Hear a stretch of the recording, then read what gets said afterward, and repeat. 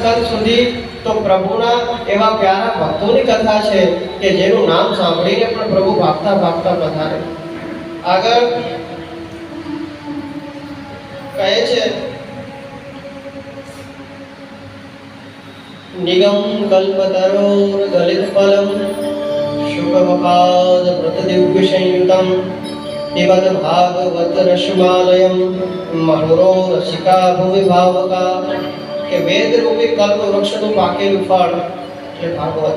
તો શું કહે છે અહીંયા,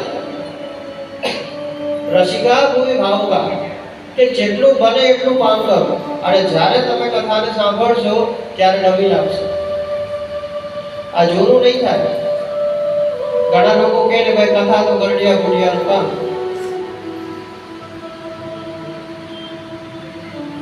પહેલાના જમાનામાં જેટલી કથાની જરૂર નથી જેટલી